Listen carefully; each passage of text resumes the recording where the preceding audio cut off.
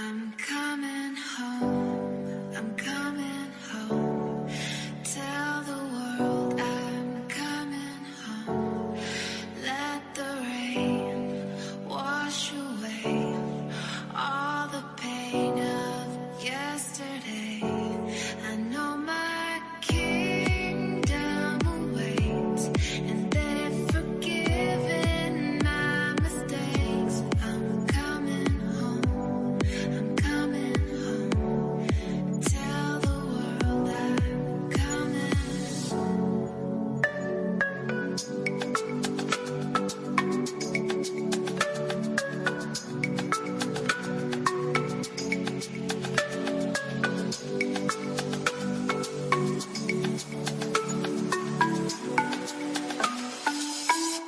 I'm coming home.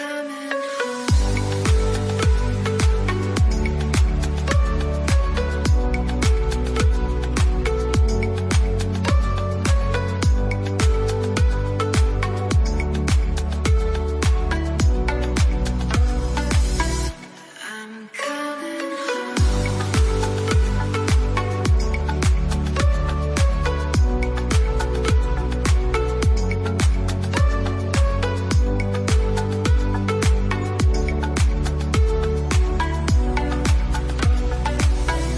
home. I'm coming home. I'm coming home. Tell the world I'm coming home. Let the rain wash away all the pain of yesterday. I know my kingdom awaits, and they've forgiven my mistakes. I'm coming home, I'm coming home. Tell the world I'm coming.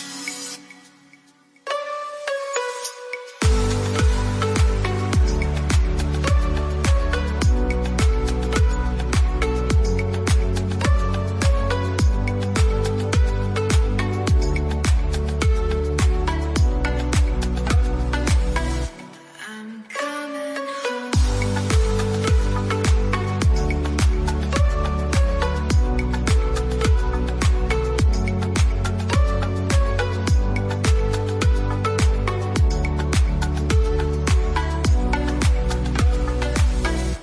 I'm coming home.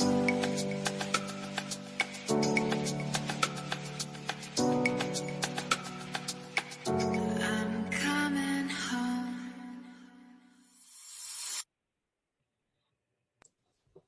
Hello, hello. Welcome to Awakening Hearts. This is our pilot show. My name is Tess Vergara and I'm your host. And hi, you can find information about me at openheartmindcoaching.com. I just want to say thank you to Sprinkles and to Peg.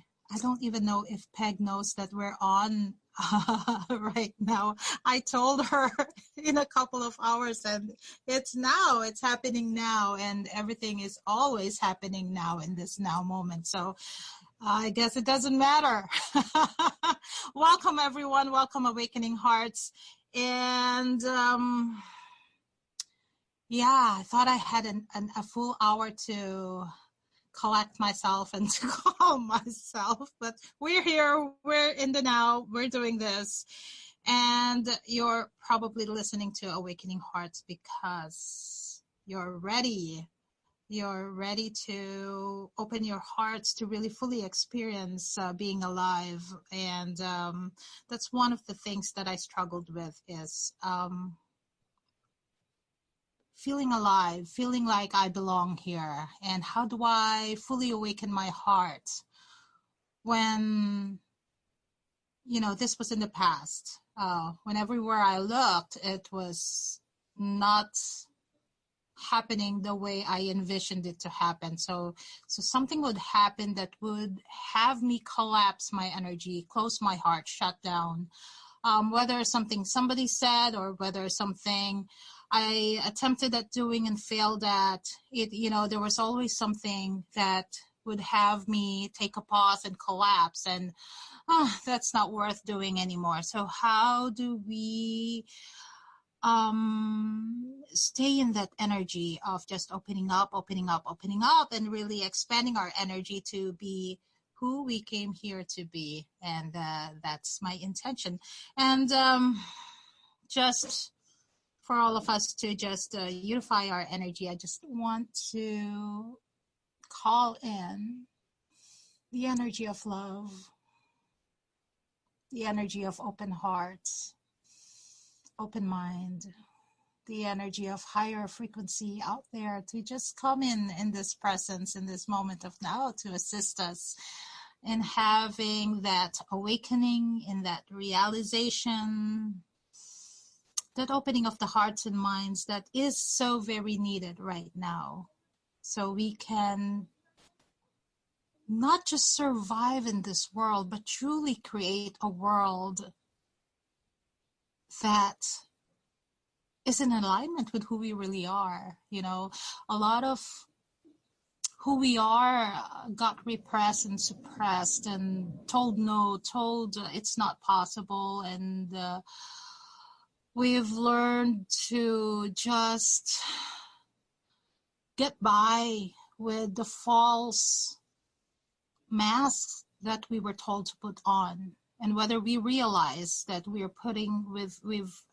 have a mask on, that who we are functioning in the world is not the extent of who we are, is not all that we could be. When we realize that, you know, it's like, oh, who is this person? So that's the intention of this radio show. And I'd like to call in one more time, you know, this time the angels and all the higher beings to just be with us and to support this space so we can be who we truly are, one baby step at a time. You know, we don't want to be it to be a huge change. And I think that's one of my many mistakes before, was to just power through the many changes that I wanted. I was so frustrated with how I was living life that I powered through it. And I'd like to encourage you not to do it that way, but to take baby steps to change. So anyway, I would like to share with you a story that just happened a couple of days ago. And this is the second experience in my lifetime that I experienced this.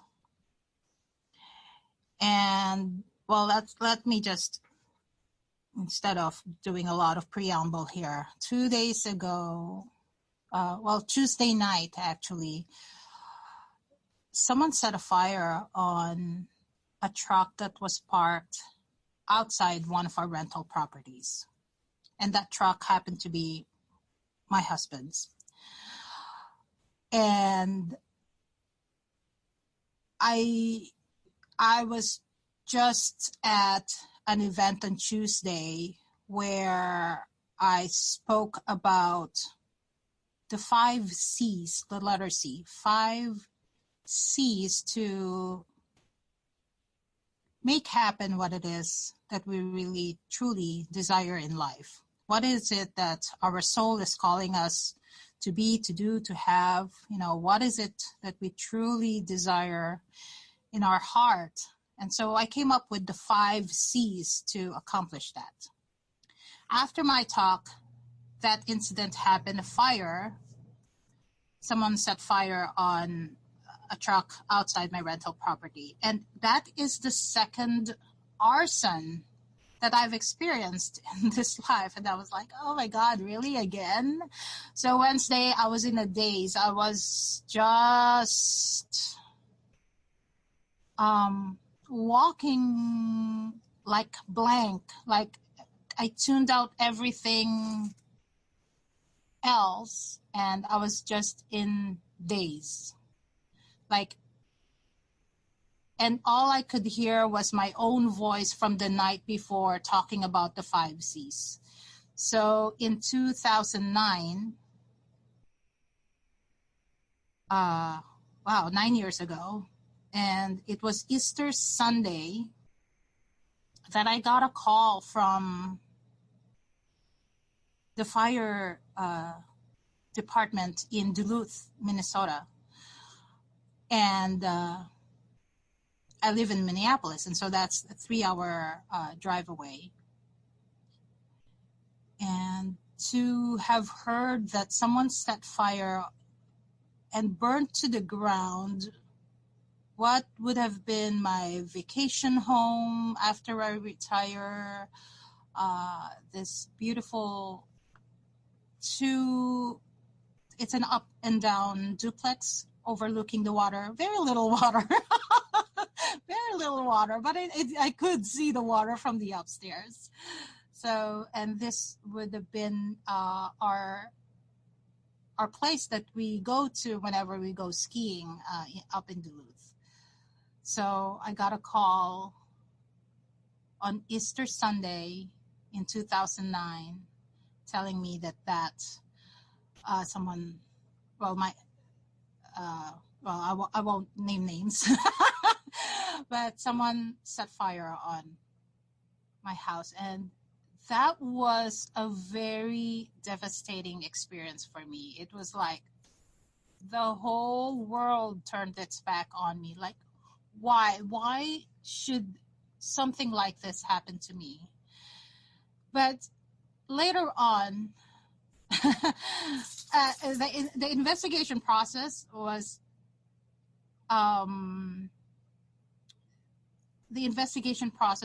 really excruciating because I, as the owner of the property, was the prime suspect of the fire. So it was interesting. So I'll get to the 5 C's in a little bit here. It'll be the meat of our conversation.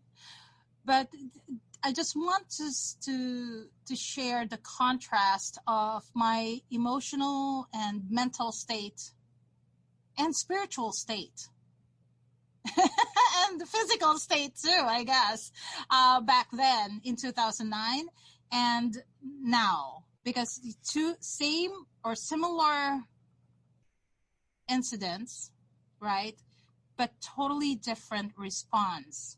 So I was like, everyone I talked to, they were like, oh, of course they were my male figures. One male would tell me, well, you have insurance, right? Yeah, well, so stop thinking about it. Then another male figure would say, yeah, you have insurance, right? Yeah, so don't stop thinking about it. It was like I was ready to strangle these men in my life who were just not considering my emotions or how I was feeling. And like, I can't even remember having the support system that really held me. And because it was like all I could hear was, oh, you're too much drama, you're making so much out of it, like snap out of it. And then so that year, 2009, the gift of the fire, of the arson, and fire is all about transformation, right? The gift of it is my own transformation. It was my awakening moment. That year I was just hammered. The fire happened, and then my boss passed away 30th of June. He died of cancer. And then later on that year, I hurt myself skiing downhill. I hurt my knee. It was an ACL tear, and I was down for a couple of days. And it was like, okay, fine. Okay, I give up. If this is a sign from the universe for me to shut up and listen, okay, I give up. Surrender. What is it am I supposed to learn here? So I realized I wasn't being loving to myself. I was giving everything of me away. So that's why I was so exhausted, so depleted. I was emotionally spent. I was spiritually spent. I was 2007. The depression set in for me. I turned 40. So this incident, the series of incidents, the series of cosmic 2x4s, I call it, happened in 2009. And with the depression setting in, I really lost touch of my value, of my sense of self. I didn't know who I was being anymore, and I didn't know what I was doing life for any longer. It was just a whole lot of, it's like, I just want to stay in bed, please. I don't want to wake up anymore. So that was my state of mind before. And when I do wake up, I wake up and go for it, from 9 a.m. to 11 a.m. I would come home intentionally spent and exhausted so that when my head touches the pillow, I don't think about anything else. I don't think about death. I don't think about not being worthy. I don't think about not doing the things I'm supposed to do here on earth. Things like that, things that would normally bring me down and think about, I wasn't really suicidal, but I could tell that my thoughts was on its way there. So I stopped as much as I could to even look at how I was really feeling. I didn't even dare look at that. I didn't even dare examine my thoughts. And if I tried to tell people about how I was feeling and how disconnected I felt, people would say, well, you're a strong person. You can figure it out. You're smart. You've got everything going for you. What else do you want? You've got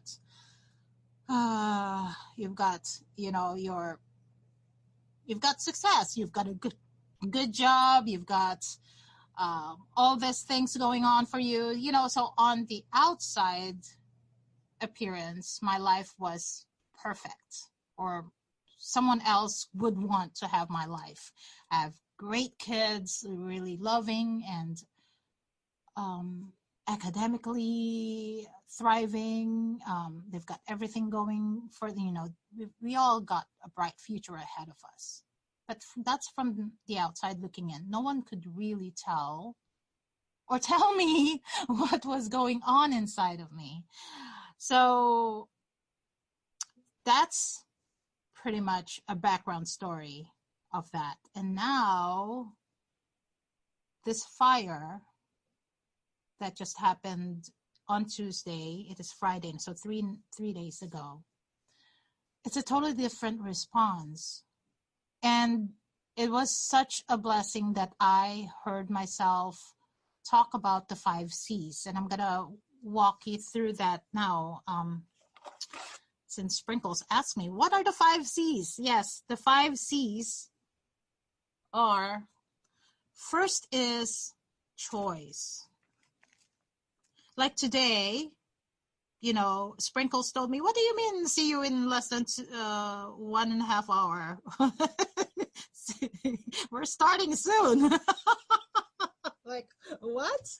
Okay, so at that moment, I had a choice. I had a choice whether to back out, collapse my power, to bring up all the excuses that I can't do this show right now. But I chose to go ahead with it and trust that whatever comes out of my mouth is divinely intended. So choice is number one. At any given moment, we have a choice. We have a choice to do the same of what we've been doing, or we can choose to do something different, to explore, to expand, to have a little bit of life. So yay, yes, I chose correctly. I believe so too. And the minute we choose, we have to be 100% committed. So the second word is commitment.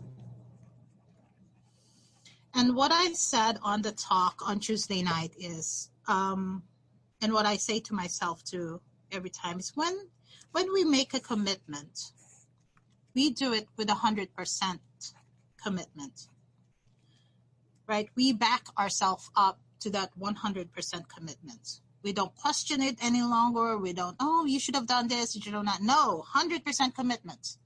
Whether that commitment, that choice is not the right fit for you, you will know, you will get a feedback back. So because universe is all about feedback, right? It's a feedback loop. So we're constantly getting feedback of what our actions are, what our behaviors are, what our emotions like. So 100% commitment. And are we always good on our commitment with ourselves?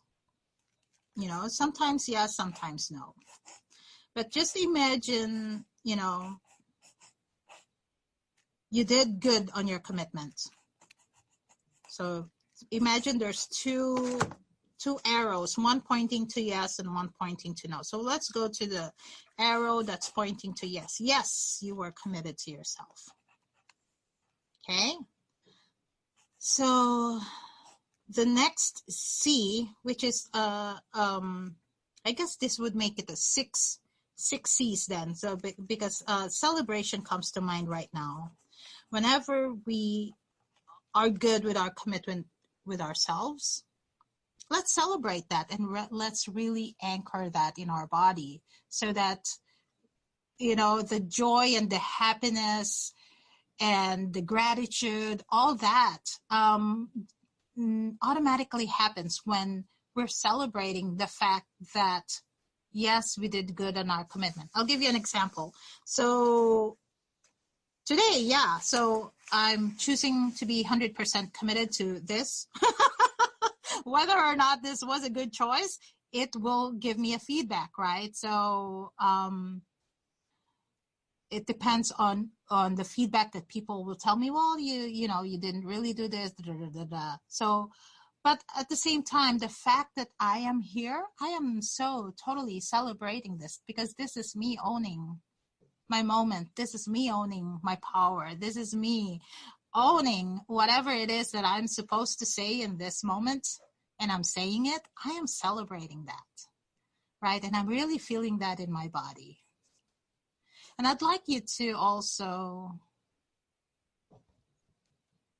bring to mind all the many times that you made a commitment to yourself, to your goals, to your to-do list, and you actually did them. I just want you to remember how good it feels to actually complete something. And how good does it feel to actually feel that power that you can influence something, that you can actually create something out of nothing. Like, just imagine a blank piece of paper and you pick up a pen and you're committed to writing a few things for 15 minutes. You know, you can see the product of your own creation. You can see how you're generating something from your own creative power, from your own action, from your own. So it's always something about influencing, creating, generating, right? So celebrate that. Now, we'll go to the other side of the arrow. And what if something happens that, you know, you didn't make good on your commitment? Like, I had clients on Wednesday that I totally zoned out on, that I couldn't even text them or message them or email them that, hey, you know, I just totally froze. You know, something about someone setting fire on your property. It's just like, I'm sorry, but This is the extent of what I can do right now. I will deal with, other things when I'm in a better state. So that was my conversation with my head. Again, I was actually listening. Like the tape that was looping on in my head was my talk the night before. And I'm going through that now, the 5 C's. So, okay, no, I didn't make good on my commitment. I actually flaked on a couple of clients. And one of them was new. The old conversation would have been, oh, Tess, you actually messed it up. Okay, so that's the voice of criticism. That's not one of the C's to embrace. That's one of the C's to replace. Okay, so voice of criticism, we are going to replace that with voice of compassion. So before, when I was in the depth of my depression, when I couldn't see the way out, it was the voice of criticism that was pervasive in my head, in my whole being. Oh, Tess, you messed up. How can you be so irresponsible? Didn't you know better? How can you do this to yourself? How can you do this to other people? How can you blah, blah, blah? Well, it was just one negative thing after another. And if I was feeling sad at the end of that conversation with myself, that voice of criticism, I would be ready to check out. Like, okay, I'm no good. I shouldn't be here any longer. I have no business being here. I'm just taking up space. I'm not contributing to da. It's not good. Right? So, voice of criticism, fire it. Tell it to go take a hike. You are no longer needed here. I don't need your criticism. What I need right now is a voice of compassion. Okay? So the voice of compassion was the voice that was guiding me on Wednesday after I saw the extent of the damage. It wasn't as bad. If I'm to count my blessing, it's not as bad as the fire in Duluth. It wasn't. It was, it burnt the truck to a crisp, and it touched a little bit of the garage, and the tenant's truck was also damaged a little bit. But I could count my blessing. And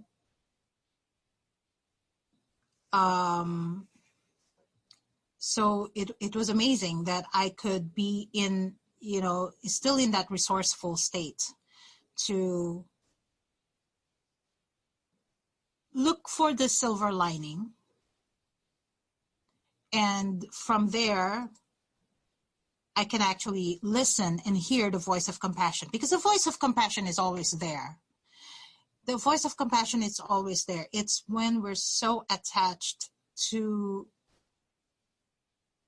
the old, or without the awareness that the voice of criticism is what we're used to hearing, we can't tap into the voice of compassion that is always there. And that is our nature, really, is our compassionate self.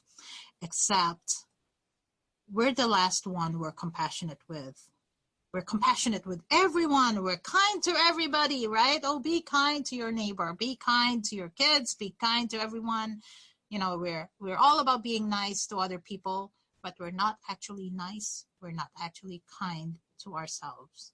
So we're going to take a break in a little bit here. But think about the voice of compassion and how that might sound like to you. For me, it sounded like, okay, this was not in your control. They will understand what happened. No one is judging you. If this happened to them, they would, do exactly the same thing. So there's no degrading, there's no belittling, there's no you're not good enough, you F it up. So think of the ways you can replace the voice of criticism with voice of compassion. And with that, I think we're ready to go for a break, and I'll see you again after the break. Don't go away. We'll be back.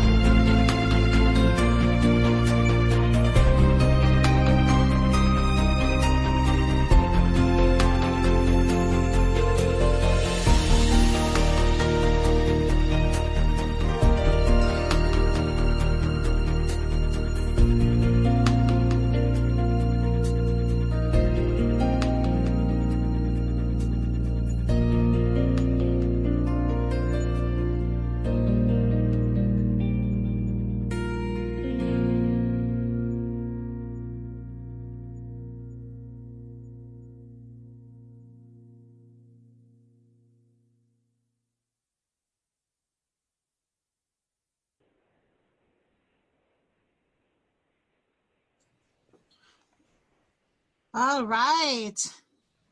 We are back. Woo! Thank you for that breather. I was able to get a glass of water and just and drink some water. Okay, so what does voice of criticism sound like? Let's say you're on a diet. You said, it's New Year, I'm going to lose some weight, blah, blah, blah. And then the very next week, you broke your word. You broke out a bag of chocolates. Or you promised yourself you're not ever going to be late again. And you committed to yourself you'll be early, on time. And yet, the first opportunity that your alarm clock blared at you, you hit the snooze button many times again. So how do you practice the voice of compassion versus the voice of criticism? Okay? That is my challenge to you. When you yelled at your wife or your husband, no matter how hard you resolve to be a good spouse or a good boyfriend, girlfriend, still got angry at the kids. Oh my God, this was one of my things that I beat myself up before. I was a single mom, working 2 jobs, and I get home and I just didn't have it in me to be angry at the kids any longer. So I would just not to say anything. But there were many times that I lost my cool and I still got angry with them no matter how hard I resolved it. It was so difficult. So how do you put away the stick and show yourself some compassion? That would be my invitation to you. So put down the stick, be self-compassionate, don't beat yourself up. It's easier said than done, but you know what? It's a practice. Just be aware that there's a voice of compassion in you. Really, would you scream at a child, at a baby? You wouldn't. So when you're in that situation, imagine yourself needing help. Imagine yourself very tender and fragile, and really practice self-compassion. It's baby steps. It's baby steps. It took me a few years to get here, to not beat myself up. And, who would have known that I would be talking on Tuesday night and then the very next day I would use my same talk to get myself, up on a higher vibration, on a higher state of mind, to calm myself down, and then to resourcefully connect with the clients that I bailed on, and just explain to them. I spoke the truth. I was honest with them. I was really honest with them. Hey, this is what happened, and they were very understanding, and everything worked out perfectly. And of course, I offered a few things to make it right.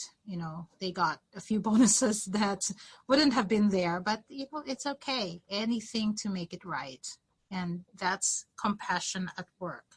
And when compassion is at work, God is at work. God is at work. Divinity is in action. And divinity is always working through you, as you, and in you. All right, so we're ready for the third C. The third C, when you're compassionate with yourself, then it opens it up to curiosity. Oh, this is the fourth now. So the first C is choice. Second is commitment. Third is compassion. Fourth is curiosity. So once you're there, compassionate with yourself, you can then tap into curiosity. See, when we're in that negative state where we're listening to the criticism, the harshness of our own voice to ourselves, then we kind of live in the realm of guilt, worry, resentment, anger. And when we're in that state, we're not tapping into higher states of consciousness, higher states of resourcefulness. And this, don't take my word for it. You got to try this, right? And as awakening hearts, you already know this. And that's why you're here. You're awakening. Your heart is not letting you go invisible any longer. Your heart wants you to show up fully. Your heart wants you to step fully into your power. The power is right there in your heart. Except we don't activate the power of the heart when we're in the negative states of guilt, shame, blame, all that. And those exist because of the negative voice in our head. When our voice of compassion is the one that's taking the lead, our heart opens up even more, and we open up to curiosity and delight and playfulness. Right? So when we're curious, we inquire, well, what else is possible? What's possible? What could I do at this moment? How can I make it right? Or how can I make it better? Or, there's power in questions too. So in this moment, how can I be the voice of divinity? How can in this moment, how can I be the picture of whatever it is that means to you? For me, it was, how can I be a conduit of change at this moment? How can I be an awakener? It's always a tough job to be an awakener. People don't always respond in a nice way. They usually get triggered, and I'm usually right there. Either they like me and love me, or they hate me because I'm triggering change in them, right? And that's okay. That's okay. I've come to love that about me, that I'm an awakener, and you are too. That's why you're attracted to this show, to this radio show, because you're an awakener at heart. You're an awakening heart, and awakening the whole entire world to see things differently, to do things differently, coming from the heart. So curiosity. Be curious, right? What else is possible? What else can you do? There's always a choice. Either stay the same, be miserable, stay in suffering, or be curious. What else is possible? What else am I being called to do? What else? Right? I was talking to a gentleman yesterday, and no matter what I said, he was defending why things were not working out for him. And I was like, really, I don't know what to tell you anymore, because I would say this, and you're defending that doesn't work, that doesn't work. Oh, what about this? Oh, no, that doesn't work. I already tried that. So he was committed to not changing. He was committed to defending why things are falling apart. And I was telling him, it's like, when we're driving, right? And it's snowy and slippery, and there's a lamppost. All we could look at is that lamppost. Oh, I'm gonna crash. So that's usually the focus. But if you tap into the energy of curiosity, right, you pull into, where else can I go where I will not crash in this lamppost, right? You actually have to remove your face from that angle, looking at the lamppost. Actually move it a couple of millimeters to the left or to the right, just not where you're gonna hit and fail. So if you can do that and be curious and will literally move yourself in another direction, you're gonna succeed at your commitment to change, whatever that looks like for you. So curiosity is number 4. I'd love to hear your comments, insights about this. If you're bubbling up with things, I can relate to that. That totally resonates. Please email me at tess@openheartmindcoaching.com. And if you have questions, if you want me to break it down even more, those are the type of things I'd like to know, so that the next episode we can talk about it further and more in depth. So let me know what your thoughts are so far. Okay, so yeah, quit fighting for your limitations. Quit defending your experience. Step into resourcefulness, step into curiosity, because that will actually pull you out of despair, pull you out of thinking, well, this is my fate. I guess this is the card I'm dealt with. I'm going to have to deal with it. No. Step into curiosity. What else is available for me? What am I not seeing? What opportunities are actually in front of me that I'm just not aware of? So curiosity will lead you to questions, to invitation, inviting the universe to actually assist you.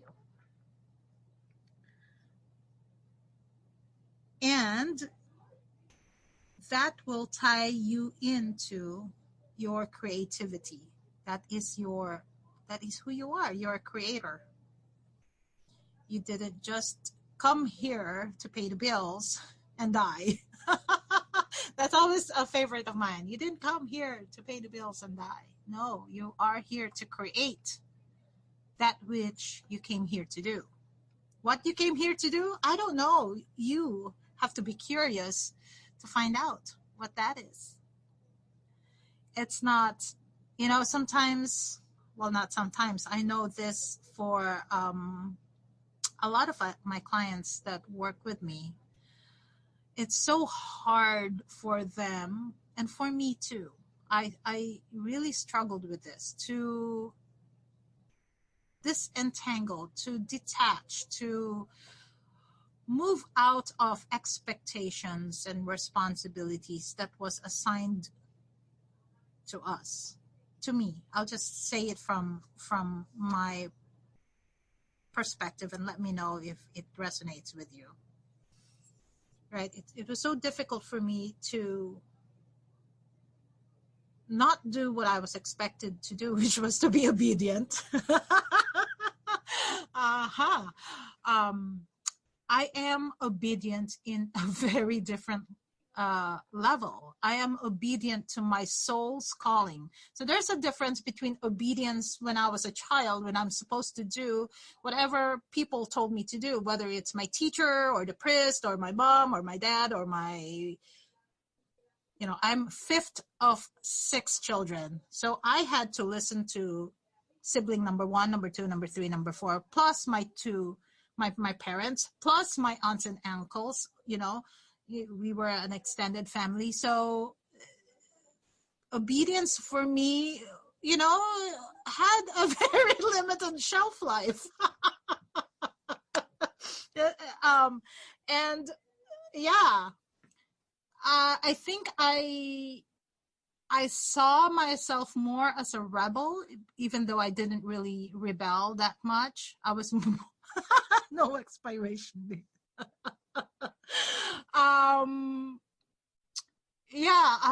I was obedient to a point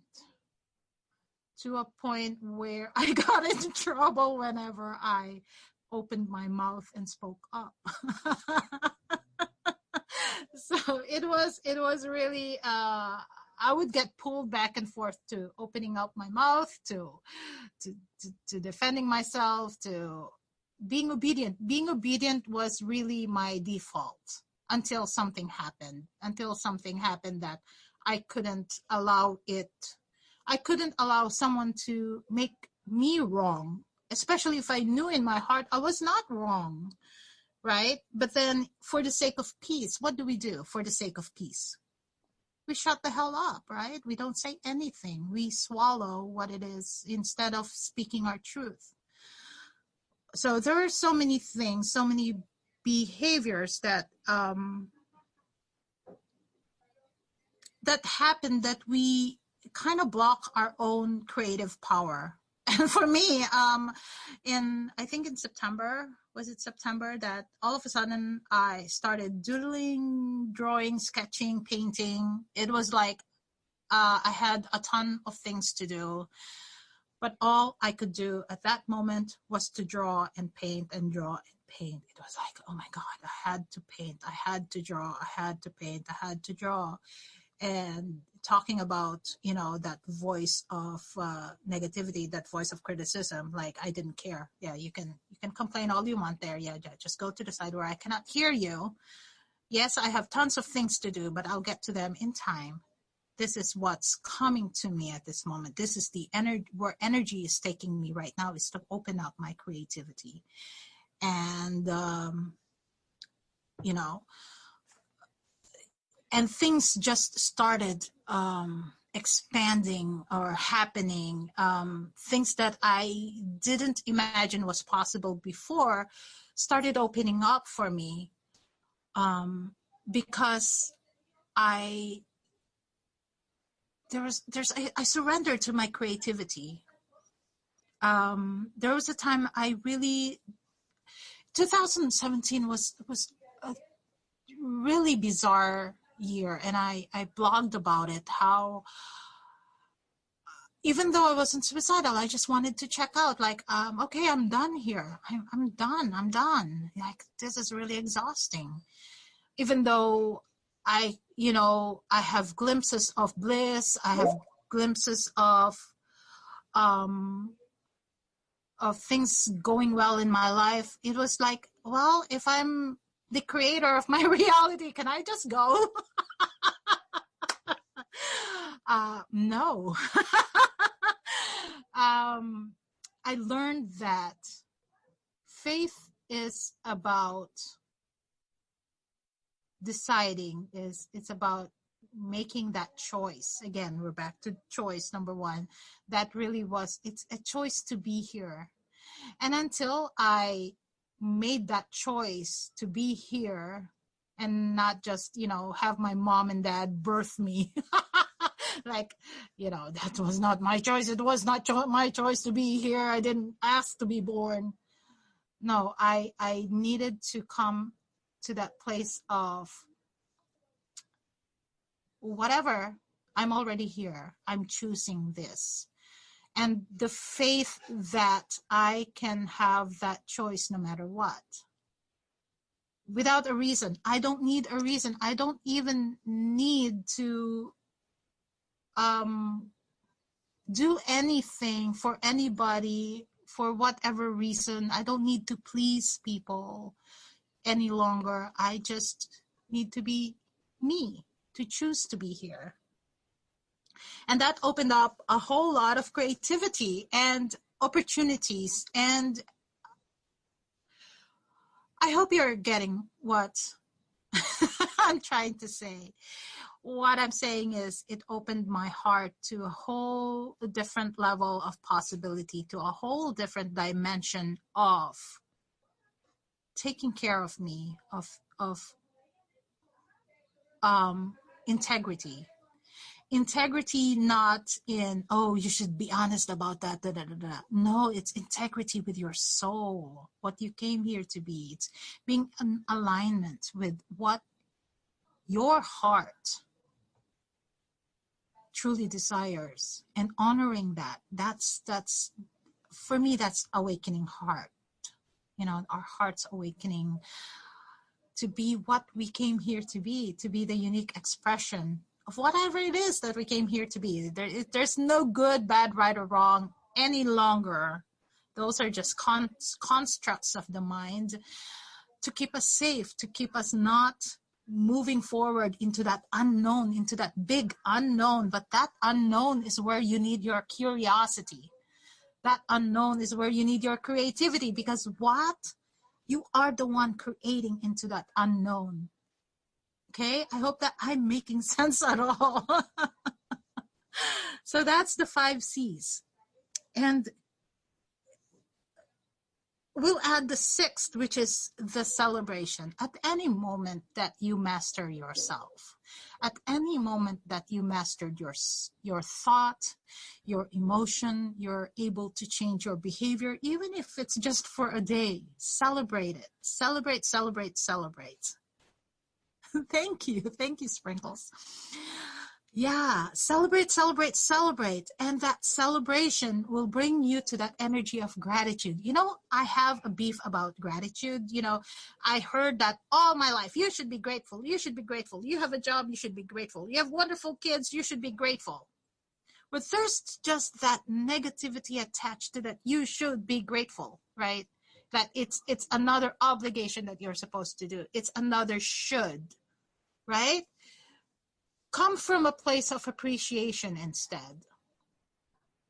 Then gratitude itself is no longer heavy and an obligatory thing, or not a band-aid, to do in order to make manifest, to follow the law of manifestation or the law of attraction. You should be grateful. The first thing, do is be grateful. No, come from a place of compassion first. I think that's the first step. Be compassionate with yourself. And when you tune into the curiosity and creativity, wow, gratitude you don't have to do. You just are. Yes, be humble too. It is very humbling to see, oh my God, I can actually do this. Oh my God, And oh my God, it's not just me who can do this. You can do it too. And that's so humbling that you and I are actually wanting the same thing, to be acknowledged, for that unique creator that we are. And you know what? God cannot do his work without us, right? So there's a merge happening with God and us. We cannot do anything without God, and God cannot do anything without us. True or true? So there's a merge happening when you tap into compassion. Well, with all the 5 C's, when you tap into the power of choice, when you tap into the power of commitment, when you tap into the power of compassion, curiosity, creativity, what you are creating, you are opening your hearts, and what you are creating is a merge between your divine aspect and your human aspect. Yes? And yay, let's celebrate that, right? I don't know about you, but I'm celebrating that I actually showed up today. This is actually fun. And I'm actually having having fun here. Even though I was shorted an hour to prepare, I guess, my universe is saying, you've been preparing all your life. Stop preparing.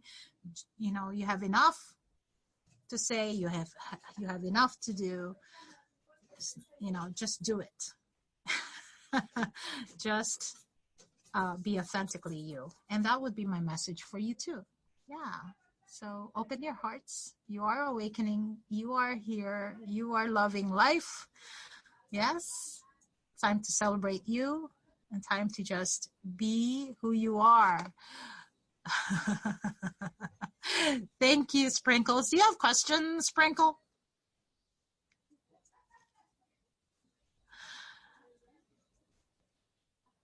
Yes.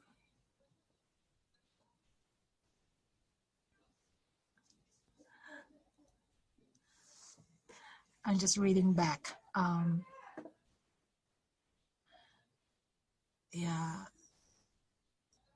Some are into deep sleep. Yeah, hopefully after this show, I would have woken up a lot of people who are in deep sleep. When applying the 5 C's, do we do it in order? If you just remember one of the 5 C's at any moment, I think it will totally change your life. Like if you remember compassion, if that's all you remember in any moment, oh my God, that will change the trajectory of your life. But if you're in a fork, you're in an indecision, a lot of my clients come to me because they're stuck, because they have forgotten they have a power of choice. If you can remember that you, at any moment of time, you have a choice. You have a choice to just stay here and just mess it up and whatever. That's a choice, and that's okay. Whatever your choice is, it's my choice to sleep in. That was my choice on Wednesday. I was tired. I immediately went into self-care mode. That was my choice. My choice was to mess up my calendar and just go to bed and take care of me. That was my choice, and I was 100% backed up to it. So if you remember any of these 5 C's, it doesn't matter the order, connect with your creativity, curiosity, compassion, commitment, choice. There, I did it in reverse. It still made sense. Yes? And we've got a minute left. Humility, you said be humble too. Just one word about humble, not false humility where you are denying your divinity, you are denying, there's no place any longer to play small. That's not humble. That is actually No, that's not humble at all. False humility is not humble at all.